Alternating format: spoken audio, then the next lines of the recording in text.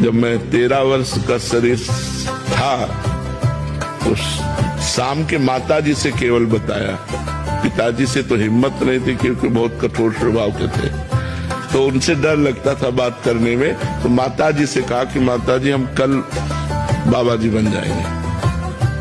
बाबा जी बन जाएंगे। उन्होंने विनोद समझा और हमारी बात बन गई, क्योंकि उन्होंने विनोद समझा। अगर सीरियस समझती तो रो देती या कुछ हमको आदेश करती, और उन्होंने विनोद समझा तो ध्यान ही नहीं दिया।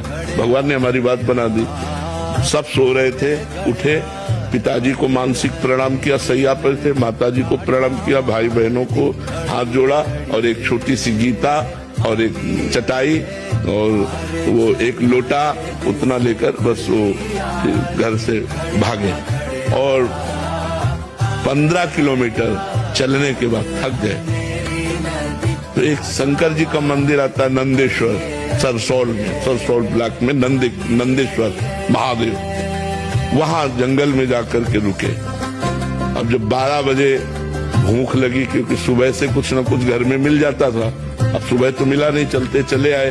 अब दोपहर के 12 बज गए, भूख लगी, तो पहली बार हमारे मन में प्रश्न उठा कि कैसे जीवन निर्वाह होगा, जीवन निर्वाह कैसे होगा, कहाँ रहेंगे, कहाँ जाओगे।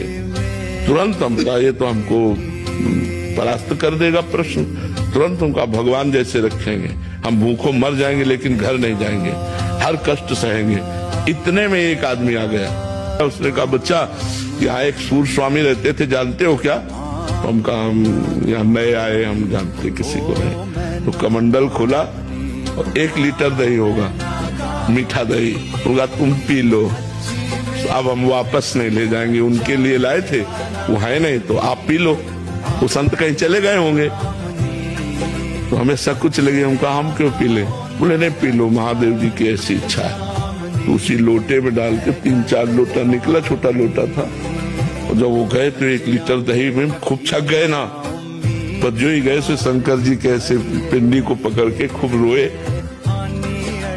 कि हमें विश्वास हो गया कि हमारे जीवन का आप पार करेंगे, आप स्वीकार करेंगे। बस वो दिन क्या, कभी घर नहीं याद आया, कभी घर नहीं गए, कभी परिवार से एक रोटी नहीं खाई आज तक, अपने जन्मभूमि की एक रोटी आज तक नहीं खाई जब से घर से निकले, भगवान की कृपा से।